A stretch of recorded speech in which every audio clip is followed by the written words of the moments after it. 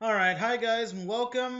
This is going to be Lecture 3, Origins of the American Revolution, Part 2, 1763 to 1776. Like I said, I think we finally got everything working. This shouldn't drop on Monday, so I think we're finally in the clear. So what I want to talk about today is we left off talking about the 7 Years' War and how, it's this great war for empire. It's this really huge thing going on that creates all of these strains with Britain, with the colonies, with Britain against all of these other powers. And, again, things don't exist in a void. And so that keeps going on. One of the quotes that, historians tend to not like, but at times it's true, is sometimes history is one damn thing after another. And the American Revolution, like some periods like the Civil War, are times when that's true. And a lot of it is going to be because of this guy, King George III. He's going to come to the throne in 1760. Little fun fact because, hey, history, I don't know what history is, but history is replete with such things. He comes to the throne because his father dies during his morning constitutional. But, again, causation versus causality. He didn't die because he was taking a crap. He died while taking a crap. Okay, moving on. I just got to throw something in to kind of liven it up. So George III, he comes into power in 1760. And when he does, he's wanting to reassert British authority over the colonies. And at the same time, there's this kind of issue of squabble. Remember, William Pitt had invested so much money in protecting the American colonies that in the British system, you have the monarch who, they're an absolutist monarch. Well, actually, they're not an absolutist monarch. They've gone from that to a constitutional monarch. But the question is, who is actually supreme? Is it the monarchy or is it parliament? So what we're going to see is this idea of parliamentary sovereignty. And the British totally believe that parliament is supreme in everything. It's supreme in taxation, things like that. And so what this means is twofold for our purposes. One, the English crown is not the ultimate authority. I mean, no matter what King George III wants, he is not the one who's ultimately responsible. But at the same time, if Parliament is, responsible for taxation, then that means it's kind of like today, how the state government, federal government, Oklahoma can pass whatever law it wants, but it must yield to the federal government. We see the same thing here. That theoretically, the American view, whatever the Americans believe, has to yield to whatever Parliament says. But Americans had been used to taxing their own interest. They had been used to the House of Burgesses or the various, colonial legislatures passing all of these authorities. They had been used to their own version of representation in which they knew their representatives, they could become a representative, that any landed white male, I should say, so any white male property owner, once they had attained the age of 18 or older, could vote. They're used to, knowing who's voting for stuff. They're used to knowing who is going to be running everything. But Parliament believes, no, they have the right. They have the ability to provide for taxation, not, the American people. And so this comes up with the idea of the cry that I'm sure you guys have heard oftentimes, no taxation without representation.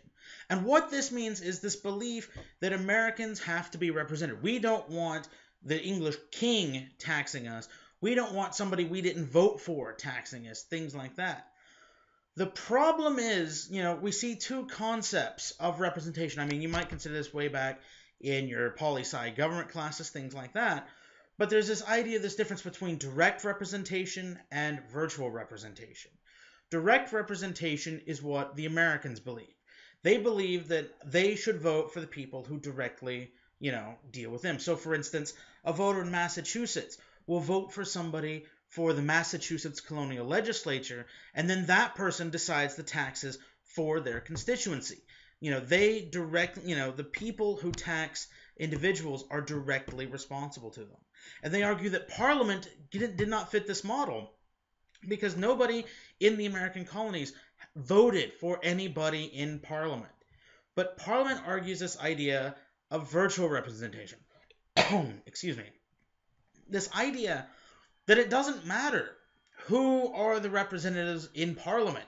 Parliament is duly responsible for the entirety of the British Empire. They oversee, England, Scotland, Wales, Ireland, the American colonies, Canada, stuff in India, things like that. and that they have the entire empire at heart. So it doesn't matter if there's no Americans in Parliament. Parliament is still, supposed to care for the interest of the American colonies. And so what they argue, again, it's this idea, Americans or Englishmen. The idea is Parliament argues that they care for all Englishmen.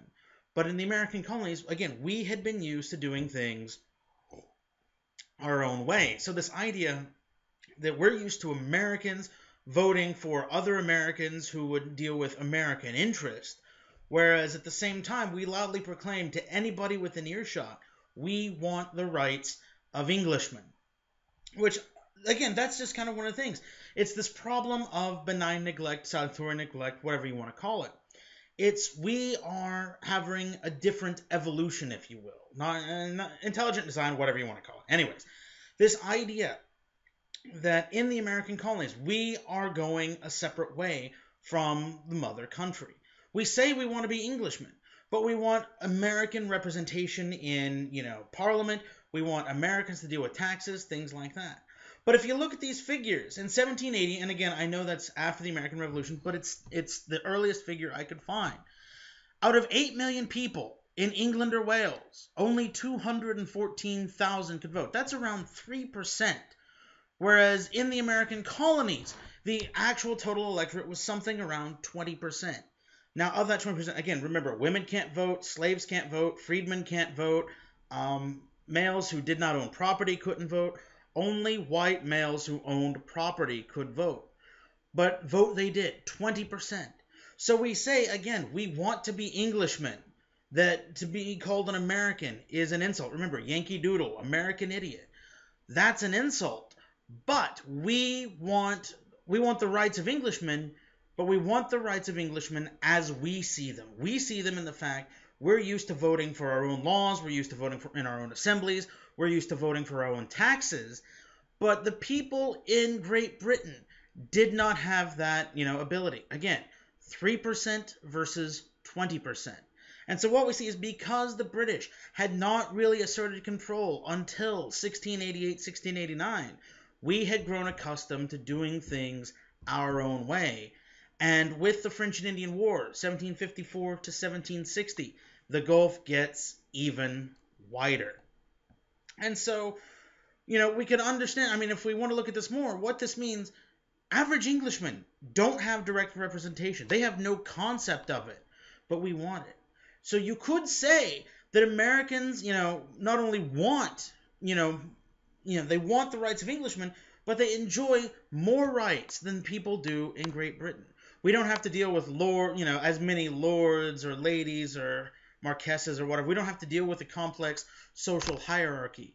We have our own laws that are tailor-made for the American colonies. And although Parliament wants to be supreme in taxation, because we are so used to direct representation, that what we're going to see is that I want to introduce this idea in your heads. Now, I consider myself a patriot. I love being an American, blah, blah, blah.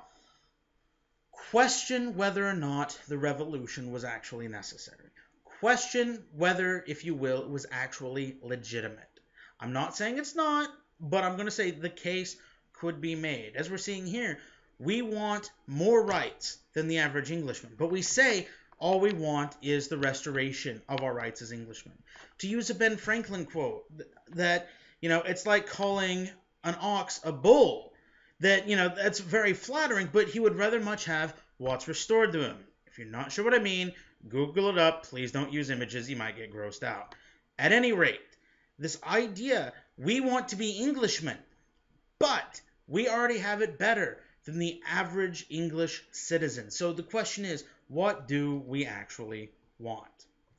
But what we know is this: the first direct challenge from the British government that we definitely don't like is going to be this proclamation of 1763.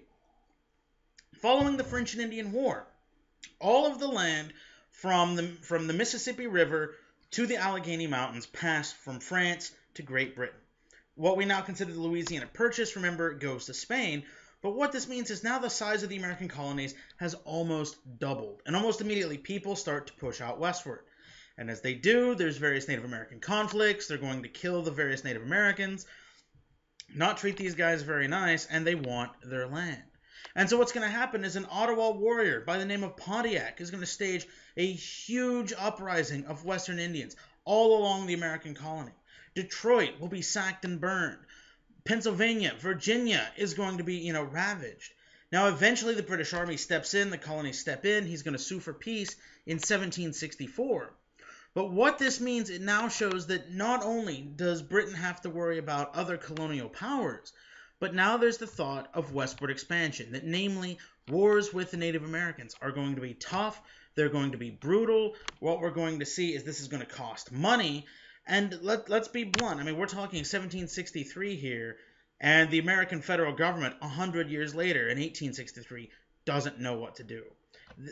An Indian policy for Americans, for Englishmen, it's never fully settled upon until late in the 19th century, and we're talking the mid part of the 18th. But what the British do is this. They pass what they're going to call the Proclamation of 1763, and they draw this line from South Georgia all the way into Canada, and they say that this proclamation line, that American settlers cannot move any westward of that. Now, this really pisses off many of the American colonies because, again, those land grant charters from back in the 1600s, they did not have an endpoint. Or if they did, it would say something like from sea to the sea, something like that. So there's the question, does Virginia actually go all the way to the Pacific? This enrages colonial settlers. They say the British government doesn't have the right to do that. They're used to their own assemblies voting on that. The actual assemblies are not asked. Americans are not asked. The British just issue this proclamation. So why this is important is, again, it's just one more thing that's adding up where the Americans, following the French and Indian War, have this belief that they're partners of empire. But now it's blatantly obvious, to them anyway, that they are second-class citizens. And it's only going to get worse. Britain is saddled with debt after the French and Indian War. I mean, this is a huge cost endeavor. William Pitt has to empty the treasury of Great Britain in order to pump money in, to win the war here in the American colonies.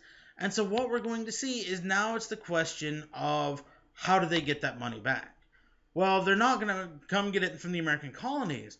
But what they do say is now that the American colonies are not only valuable, but necessary, that a British army must be stationed permanently in the American colonies for their defense.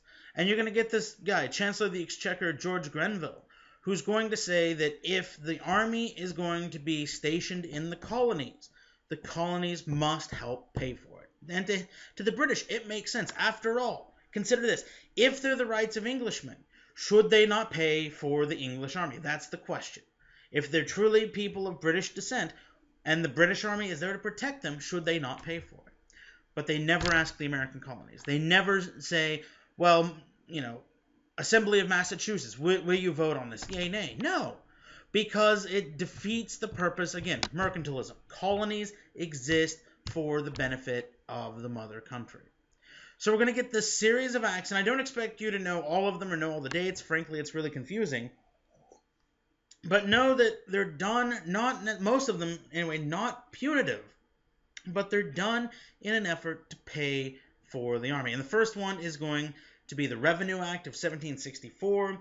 You might know this a bit better as the Sugar Act. And what this act does, it's just a tax on sugar. Apparently this was their way to try to beat diabetes. I don't know. But it's this idea, tax sugar. It's something that not everybody's going to use. It's not like today where sugar is found in everything, so it's not a tax that's going to be overly burdensome, but the hope was that this would help offset. Now, what this act also does, and what all of the following acts do, is it says the colonies must trade exclusively with Great Britain. So now no longer do ships, do ships that want to trade with Spain have to pass, be carried on British ships, pass through British ports, have 75% of the crew, things like that. Now it means that they can only trade with Great Britain. And so in doing so, again, this redefines American and British relations because the American colonies don't get a say in this. They don't get to vote on it, but their economy is directly, it's directly affected. They see a hit in their business. We're going to see the smuggling empire boom, take guys like I just went brain dead. John Hancock, the guy president of the convention that creates the Declaration of Independence. He makes his money by being a smuggler. I mean, smuggling becomes a huge business. But more importantly, it's these acts that not only continue to lead to the American Revolution, but they redefine British and American relations because Americans, again, are used to direct representation. That people vote for their assemblies, and those assemblies, having represented them, pass laws that those people would have wanted. But the British see this in that whole virtual representation schema, that the American colonies, truly being of British origin, have a greater duty to the British Empire, whether or not people in the American colonies actually see it that way. So you've got the Sugar Act, and it's going to be replaced by numbers of acts, because what we're going to see, the colonists are going to protest. The colonies don't want to pay this. They don't want to pay for anything they didn't, vote for. And so the British repeal it. And what we're going to see, never mind the page 163 in your textbook. That's for the old textbook we used to use. I'm sure it's in the phoner book somewhere, but ignore that for here. I just forgot to change the slide. But what we're going to see, you've got the Sugar Act, colonists protest. The next year, you get this, the Stamp Act. And what this was, it's a tax on any sort of stamped goods. So paper, playing cards, any sort of official paper type material. And it's cheap. It's only, a 1 penny tax. But again, the colonists don't vote for it. So that's going to be repealed in 1766. Then you're going to get the Quartering Act. And this one actually has a direct representation to the American Constitution. What the Quartering Act said was that, to help offset the cost of stationing the army, that a household would have to take in a British soldier, possibly 2, maybe 3 or 4.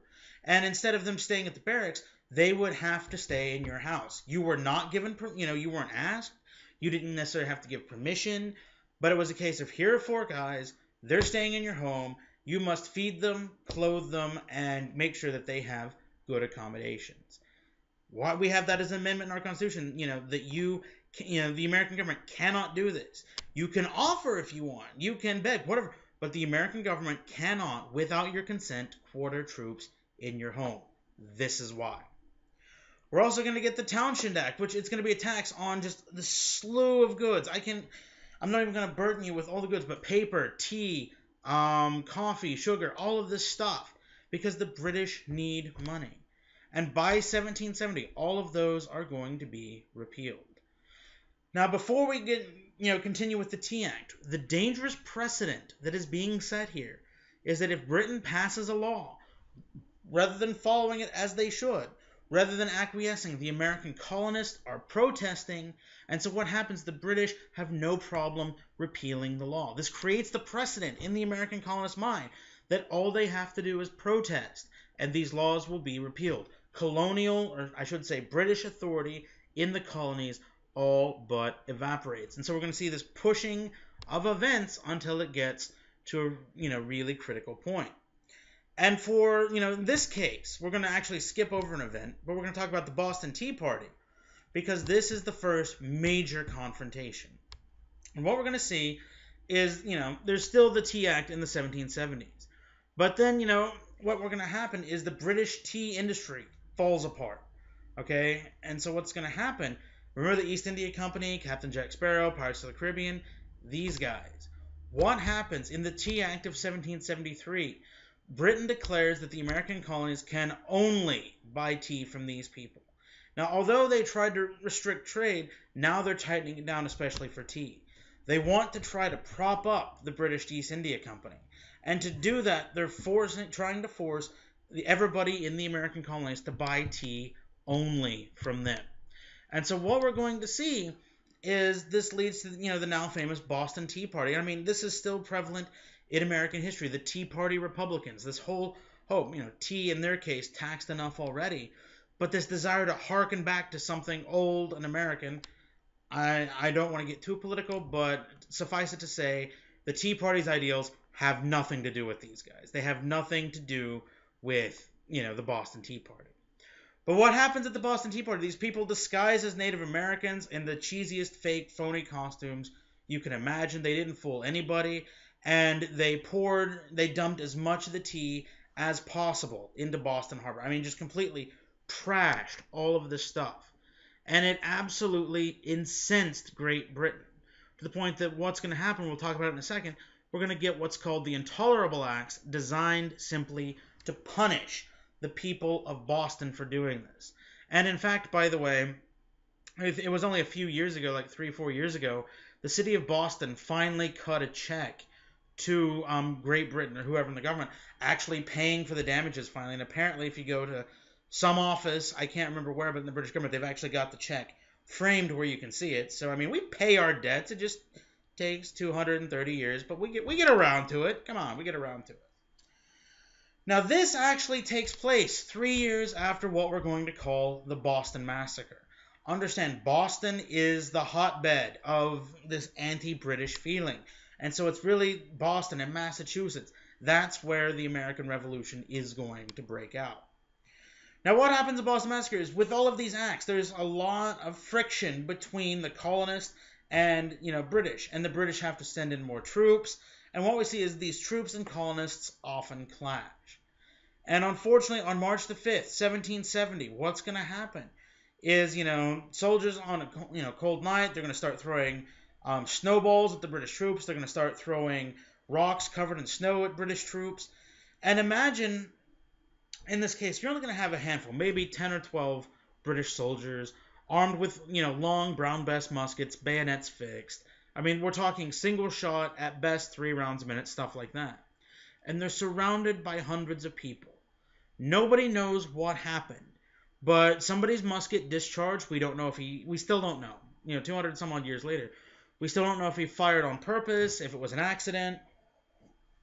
I mean, if we look at the maintenance specs of the Brown Bess, I mean, you are only guaranteed about 40 shots before the lock failed. So, I mean, the thing could have actually just failed and discharged, accidentally. We don't know. But when one guy fires, everybody else fires. I mean, that's just how they're trained. And what we're going to see, they fire into the crowd, and they kill 5. And this incenses the colonists. And what we're going to see is the soldiers are going to be tried again for this massacre. And their defense lawyer is going to be a guy by the name of John Adams. The same John Adams that will lobby for independence, the same John Adams that will sign the Declaration of Independence, same John Adams who will, be the second American president. Now, he finds them not, he does his job. I mean, he's a great lawyer. I mean, all lawyers are scumbags, but I don't think, maybe not him. Anyways, he gets them off. They are successfully acquitted. And the thing is, at the time, this all but destroys his career. Nobody wants to be, hire as a lawyer the guy who got these guys acquitted. And it only further inflames tensions. And what's overlooked, especially for the British, is that this proves that British troops, British personnel, British civilians can still have a fair trial in the American colonies. But they don't see it that way.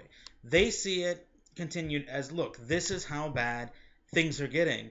The colonists are starting to rise up. We're starting to have outright confrontations. We don't see the British doing any sort of measures to try to reduce tensions. In fact, they say it's the colonists' fault. And so all of this is just going to pile up. So what we see is we've got the Boston Massacre, the culmination of all these various acts. We've got the Tea Party. And then we're going to get what's called the Intolerable Acts in 1774. They're known as the Intolerable Acts in Massachusetts. They're known as the Coercive Acts in Britain. And the idea is to coerce the colonies to come back into line. The port of Boston is completely closed until the damage is paid. Now, the problem with this is Boston is a shipping city. If it doesn't have access to the water, it can't ship anything, it can't make money, it's not going to be able to do anything. I mean, this is kind of like the theory behind debtor's prison. You're in jail because you don't have a job. We're going to imprison you until you can pay off your debt. It just doesn't work. We're going to see more troops. An entire British infantry regiment will be stationed in Boston. And again, they're stationed in people's homes without their consent. Just, 4 guys at a time. Why? Because you're not going to, talk about rebellion or talk about illegal activities if you've got 4 redcoats in your house. Assemblies of up to 5 people are restricted. You cannot congregate. Again, something else in our American Constitution. The right to assembly. This is why. Because the British are afraid that if enough people get together, they might rebel. And then again, British officials, troops, whatever, that are accused of crimes will be extradited to Great Britain or Canada for trial. They completely overlook what had happened with the Boston Massacre and instead believe that now, 4 years later, the situation had so degraded that they could not be trusted. So what we're going to see with the Intolerable Acts, all it does is serve to piss off the people of Massachusetts. It serves to make them think that some sort of rebellion might be necessary, further strains, and stuff like that. Now, when I talk about rebellion, until July 4, 1776, rebellion does not mean independence. Rebellion in this case would mean rise up in rebellion so that the king would see the problems, the king would personally intervene and ensure that the people would be treated like Englishmen. That is the goal. It is not independence. It is not a separate America. It is to have their rights restored. And to achieve this end, what we're going to see is in response to the Intolerable Acts, we're going to see committees of correspondence and committees of public safety spring up in almost every colony. And this whole idea of trying to unify, of trying to create a united front to present demands to the King of Great Britain, to George III. And so what we're going to see is by September of 1774, so just a few months after the Intolerable Acts, we see the First Continental Congress. And it's completely ineffective. The one you've probably heard of is the Second Continental Congress. But with the first, what we're going to see is the South doesn't really care. Again, why does Virginia care about the problems of Massachusetts? New England, you could say the radical. They want rebellion. Massachusetts is suffering. They've got British troops quartered in their homes. The port of Boston is closed. They want immediate redress. The South doesn't care. New England is the opposite. Only the middle colonies, so Connecticut, Maryland, places like that, they want to proceed, cautiously. They agree that there's a problem. They agree some sort of action is necessary, but they don't want to risk tearing themselves from Great Britain. They don't want to risk a war or anything like that. But what they do is create a loose association, and what they try to do is coerce Britain. What if everyone in the American colonies made their own stuff? Not to sound cliche, what if they bought American? If they make their own stuff, maybe Britain will understand. Again, this whole idea of mercantilism, the colonies need to be buying British goods. Britain has to have an outlet for all that. If they can hit Britain in the pocketbook, maybe it'll make a change. That is the hope. There's also overlooks that much like today, in the American colonies, okay, there is some manufacturing, but our stuff, it's more expensive and it's of less quality. Okay, so maybe not like today. Whereas, you could buy a cheaper and better whatever, any sort of tool, implement, whatever, from Britain. This hurts the American colonies just as much as it's going to hurt Great Britain. But talk, trade, any of that, it all falls apart on a day that I hope you will all remember. April 19th, 1775. This is going to be the first battle of the American Revolution. I'm posting a video that you can click on. It's called April Morning. It's a screen cap from a movie I took. It's about 5 or 6 minutes long, and it depicts what I think is one of the best representations of the Battle of Lexington. You guys might have heard this idea, the shot heard round the world, this idea that the entire world is going to feel the effects of what's going on. What happens is more and more British troops come into Massachusetts. You're going to get this guy, Thomas Gage, and he decides what he wants to do is seize the Massachusetts militia's arms and powder. One of the things is to help protect the colonies. They really relied on the militia system, where every male from about 15 to 44 would sign on to the local militia garrison. You would be expected to provide your own rifle, or more appropriately a flintlock, and you'd be there ready to assemble at a moment's notice. But the militias are starting to become more and more radical. This is where a lot of the people who want confrontation are starting to go. And so Gage decides, seize the arms and munitions. That's the hope. So he marches, and I'm sure you've all heard the whole Paul Revere. No, he didn't actually go the entire distance. But this whole idea of, one if by land, two if by sea, the British are coming, things like that. I don't want to get too much into the myth, But I want to talk about, the actual events. In the sense, the Lexington militia, it's formed, it's drawn up. Lexington is on the path of these British troops. So they form up. They get there and they form up on the village green. And you'll see this in the video. And they're ordered not to fire. They just want to make a show. They're not even prepared to actually do battle. It's just more of a sign of protest, if you will. The British, they come in, they see this, they form a line of battle, they fix bayonets, and start a slow bayonet charge to either disarm or drive off the militiamen. Somebody then fires. We don't know who. The movie supposes that it was a colonist. Nobody knows to this day. But a musket discharges, and then both sides open fire. And 8 Americans are going to be killed. And as the British keep, they reform into their columns and start marching, the word goes out that British troops have fired on American citizens. And so what's going to happen is various militias from all across Boston form up. And remember that guerrilla warfare we talked about, General Braddock, the French and Indian War. They're going to fire into these guys as they march. The British are unprepared. And we're going to see around 250 British troops killed or wounded. I think it's something like around 100 Americans. What this means is now Massachusetts is in a state of rebellion, and the other colonies have to choose. They have to decide, where are they going to fall into line? What are they going to do? Now understand, one of the things I want you to do when watching this video, place yourselves, if you will, someone your age, 18, 19, 20, falling in, and then you see these sites. Understand, the British Army by 1775 is it's the best in the world. It's the biggest in the world. I won't say the most drilled. That's going to go to the Prussians. But it's a just incredible sight. And understand that the guys who opposed this, they had no dreams for a larger country. They had no dreams for an independent America. They just did what they thought was right, in the sense of just sitting there to create a show, not even a force, but just a show of, hey, we disagree with what you're doing. We have rights. You cannot do this. So I want you to put yourself in that position and then just kind of imagine what it must have been like as everything else just kind of just falls away. I mean, things just pick up and just go completely in unexpected directions.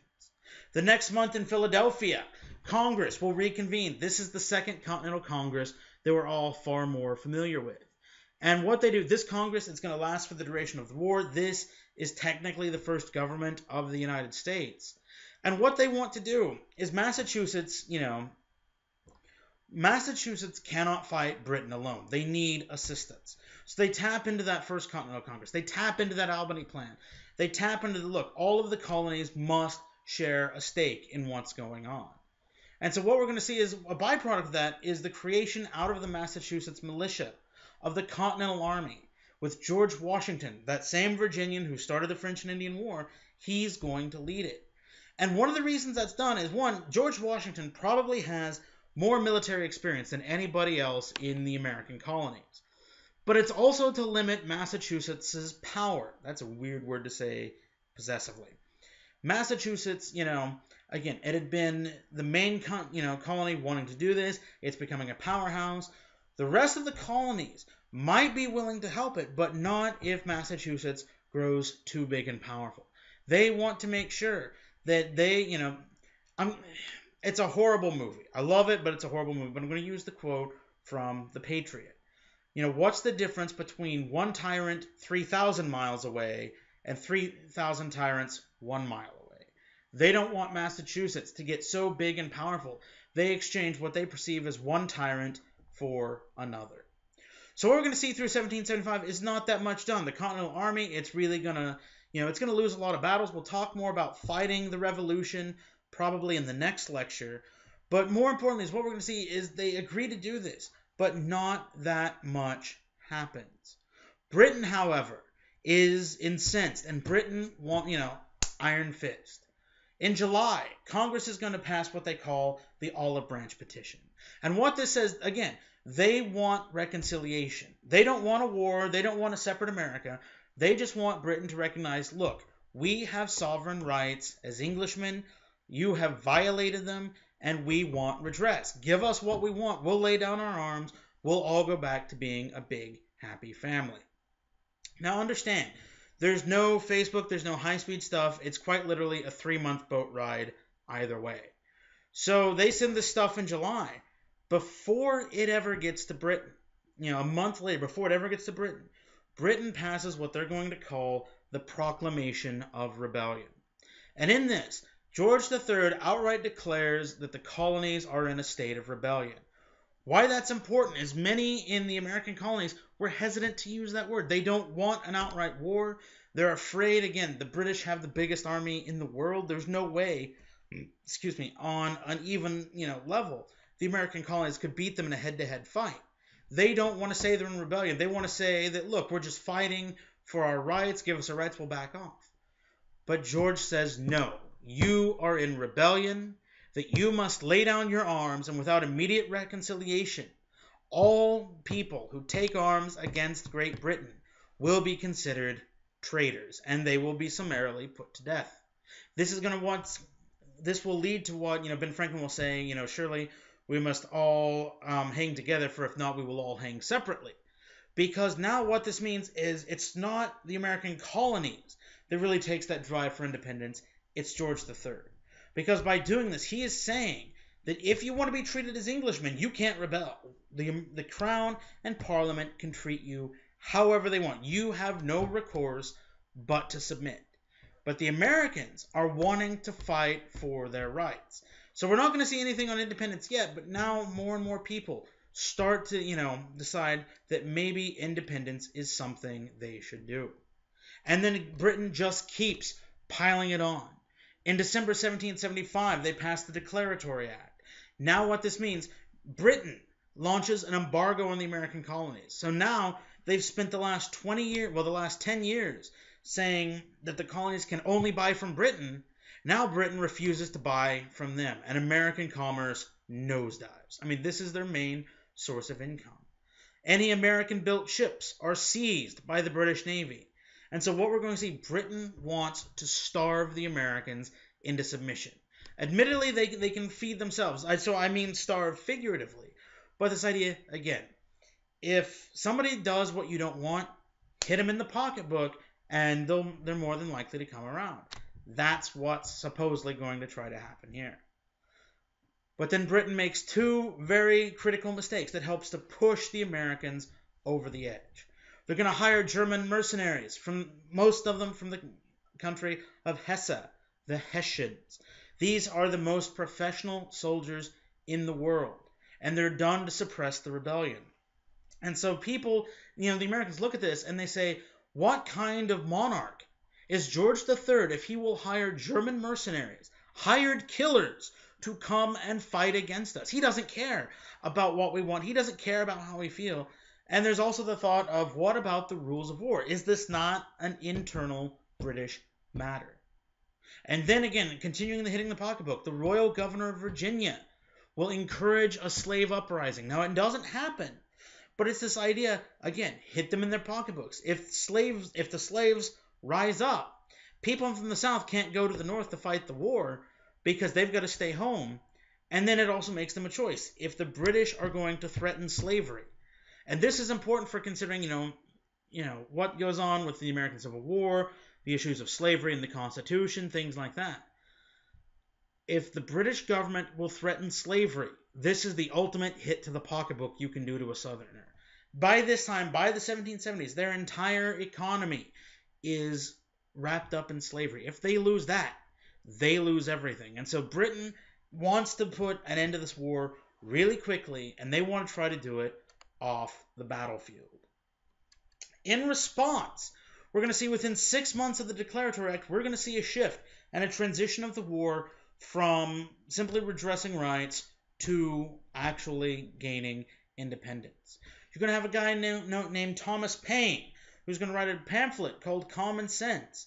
And he argues that, look, we need to be independent. We have, a separate way of life. We have a separate way of doing things. And he also says that monarchs only rule by force. Take the current situation. It happened as a result that George III felt threatened. And so instead of dealing with the colonists as equals, he simply sent in troops to try to maintain his authority. So he argues that monarchy is an illegitimate type of government. And in doing so, he starts to try to get people to want independence. This pamphlet, I forget how many copies, but this would be the equivalent of a bestseller for its day. I mean, this was the most widely read book in the American colonies in 1776. And what we're going to see is if the upper classes, were not sure on independence, the common people, the common person, or at least those that could be swayed, were. And it all thanks to this book. Now, understand, the statistics, it's a little generalized, I'll admit, but one of the best ways to kind of figure this out is about a third of the people are going to want independence, or at least redressive rights. A third of the people don't. They want to be what are called loyalists. They want to stay loyal to Great Britain. And about a third didn't care either way. They're more than happy to, work with whoever stays in power. But what we're going to see is because many of the common people want independence, and a lot of people, both prominent politicians from Virginia, as well as a number of guys from the North, they're going to start advocating in Congress for independence. And this is a long, slow fight. I mean, you're going to have guys like John Adams, who's going to be pushing for it since late 1775. And it will take until July the 2nd for guys like Richard Henry Lee, Thomas Jefferson, John Adams, Ben Franklin, will finally convince the rest of Congress, or at least enough voting members, to agree to a Declaration of Independence and the desire to sever ties. Now, they decided it had to be unanimous. Well, in the state colony of New York, they never had any guidelines one way or another, so they're going to abstain. But the important thing is nobody votes against it. And so July 2nd, effective July 4, and I mean, people are going to be signing this document through August. The American colonies do something that no nation had ever successfully done before. Sever ties with the mother country. Declare a new nation state and try to move forward. To use the quote, I believe it's Ben Franklin, but I can't remember exactly. They're going to try to brave the storm in a skiff made of paper. So why do we have the Declaration of Independence, which is in your book? I do encourage you, look at it. There might be some questions, an extra credit question or something on the test. Hint, hint, nudge, nudge about that. We might go over it a bit later. I'm not sure. But the Declaration of Independence, why it's written is twofold. One, just as a formal legal document to sever ties, but also to try to justify it because the American colonies are going to need help. Understand, we don't have money. We don't have resources. We don't have manufacturing. We can't make our own muskets, at least not in mass quantities. We don't have enough troops. We don't have enough people. We don't have enough supplies. We have to try to get foreign assistance. So what we want to do is we want to list the hope, ideas, and grievances of the American colonies. We want to call George III a tyrant. We want to say this is everything he has done, how he has deprived us of our rights. This is why we're rebelling. And more to the point, this is why rebellion is legal. We try to codify, and by we, in this case, I mean Thomas Jefferson. Codify what is and is not a legal government. What can government, in fact, do for its citizenry? What can it not do? And at what point does it become not only justified, but necessary for a sovereign people to rise up and overthrow that government? Now, this isn't going to make that much headway necessarily in the circles of, say, France, which is an absolutist monarch. But having such a powerful document will convince them that the Americans not only can do this, but have a legitimate grievance, and so this will actually help get people to bankroll. And understand, because of its demands, such as life, liberty, and pursuit of happiness, the idea of what are the rights of human beings and how they're granted by nature and God, not by man or government, until the Civil War, this will be considered the founding document of the American government. Although the Constitution is more appropriately the founding document, again, we say things are unconstitutional, not unindefensible. That just sounds really weird, so forget I said that. Prior to 1863, it was the Declaration of Independence that was seen as the founding document of the American government. And this is what we wanted to look to. This is what we as a nation wanted to look to. But there's also the question. Here is the actual declaration. Is this patriotism in the sense that yes, we have the right, or is this just dressed up treason? Again, factor in, if you will, the great chain of being. This idea of divine right monarchy. That if a monarch is on the throne of a country, he is there because God wanted him to be there. That is why he was born and put into that place.